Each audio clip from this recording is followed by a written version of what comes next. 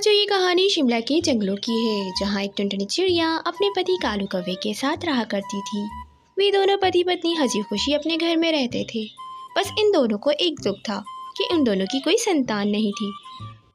टुनटुनी चिड़िया हर वक्त यही सोचकर परेशान रहती थी। वे कालू कौवा उसे बहुत समझाता था, अरे टुनटुनी, संतान नहीं है तो क्या हुआ, तुम तो हो ना मेरे साथ। और वैसे भी अभी हमारी शादी को समय ही कितना हुआ है, सिर्फ 2 साल तो हुए हैं। और मैंने तो सुना है कि बाज़ पक्षियों को 10 साल बाद भी संतान हुई है। बस तुम अपना दिल छोटा मत करो, ऊपर वाले के घर देर है अंधेर नहीं है। चलो तुम मुझे एक कप चाय पिला दो। कालू कौवा टुनटुनी चिड़िया को उदास देकर इसी तरह बहला दिया करता। और फिर कुछ दिनों बाद टुनटुनी चिड़िया की दुआएं रंग ले आती हैं और टुनटुनी चिड़िया कालू कौवे को बताती है, ए जी मुबारक हो, मैं गर्भवती हूँ, आप बाप बनने वाले हैं। ऊपर वाले ने हमारी सुन ली है। आप सच कहते थे, ऊपर वाले के घर देर है अंधेर नहीं। क्या टुनटुनी, तुमने ये सच कहा? क्या वाकई में बाप बनने वाला हूँ? मुझे तो बिल्कुल भी यकीन नहीं आ रहा है। देखा टुनटुनी, मैं तुमसे कहता था ना कि हमारी संतान ज़रूर होगी। बस टुनटुनी, आज से तुम अपना बहुत ख्याल रखोगी। और हाँ, घर का भी कोई काम नहीं करोगी। मैं इस बार कोई रिस्क नहीं लेना चाहता। गर्भवती होने के बाद कालू कौवा टुनटुनी चिड़िया को कोई भी काम करने नहीं देता था, बल्कि इसके लिए मजे मजे के भोजन लेकर आता था। फिर टुनटुनी चिड़िया अब बहुत ही खुश थी, क्योंकि ऊपर वाले ने उसकी अब सुन ली थी।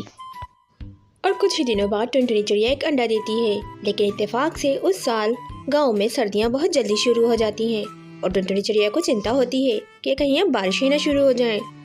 अगर बारिशें शुरू हो गई और हमारा घर तो कच्चा है, हमने अभी पक्का भी नहीं करवाया है, और अगर बारिशें शुरू हो गई तो हमारा घर टूट ना जाए और कहीं मेरा अंडा भी गिरकर ना टूट जाए। और अब हर वक्त टुनटुनी चिड़िया के जहन में यही डर लगा रहता। फिर एक दिन अचानक जोरों की बारिश शुरू हो जाती है और तूफान और बिजली कड़कने लगती है। तूफान और बिजली कड़कने के कारण तमाम पक्षी गाँव छोड़ वहाँ से भाग रहे होते हैं। तभी कालू कौवा बाहर से भागम भाग घर वापस आता है और टुनटुनी चिड़िया से कहता है, अरे टुनटुनी, जल्दी घर खाली करो, हमारा घर बहुत कच्चा है, किसी भी समय टूट जाएगा। तमाम पक्षी अपने अपने घर छोड़कर भाग गए हैं, बस हम लोग ही यहीं रहते हैं, चलो जल्दी निकलो। नहीं कालू जी, आप चले जाइए, मैं अपने अंडे को छोड़कर नहीं जाऊंगी। इतने सालों की तपस्या के बाद भगवान ने मुझे ये अंडा दिया है और आप चाहते हैं कि मैं अपने अंडों को इस तरह छोड़ के चली जाऊं? नहीं कालू जी, मैं इतनी स्वार्थी नहीं हो सकती। आपको जाना है तो आप चले जाइए, लेकिन मैं इस अंडे को छोड़कर यहाँ से नहीं जाऊंगी। वे बेचारा कालू कौवा भी टुनटुनी चिड़िया की जिद के आगे मजबूर हो जाता है।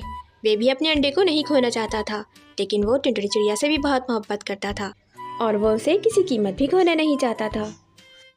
अगली सुबह जब टुनटुनी चिड़िया की आँख खुलती है तो वो खुद को एक दरख्त की शाख पर पाती है। वे कालू कौवे से पूछती है, कालू जी, मैं यहाँ कैसे आ गई और मेरा अंडा कहाँ है? टुनटुनी, रात में तूफानी बिजली हमारे घोंसले पर आकर गिर गई थी और हमारा घोंसला नीचे गिर गया था। मुझे उस वक्त कुछ समझ नहीं आया और मैं सिर्फ तुम्हें उठाकर यहाँ ले आया। टुनटुनी, मुझे माफ़ कर देना। कालू जी, आपने बिल्कुल भी अच्छा नहीं किया है मेरे साथ। जब आप मेरे अंडे को नहीं ला सकते थे तो मुझे भी वहीं मरने के लिए छोड़ देते। ये कह के भी टुनटुनी चिड़िया अपने घर की ओर चली जाती है, लेकिन वो वहाँ जाकर देखती है तो इसकी दुनिया ही बदल जाती है और इसकी ममता को करार आ जाता है। टुनटुनी चिड़िया के अंडे से एक प्यारा सा बच्चा निकल आता है जो उसे मम्मा मम्मा कहकर पुकार रहा होता है। और शायद इस बार ऊपर वाले को भी टुनटुनी चिड़िया पर रहम आ गया था, जो उसने उससे उसकी संतान नहीं छीनी। अब टुनटुनी चिड़िया अपने पूरे परिवार के साथ खुशी खुशी रहने लगती है।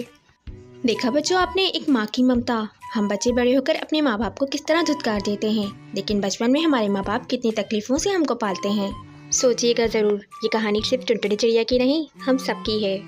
वीडियो पसंद आए तो हमारी वीडियो को लाइक, शेयर और हाँ, हमारे चैनल को ज़रूर सब्सक्राइब करें। हो सकता है आपका एक सब्सक्राइब किसी की ज़िंदगी बदल दे।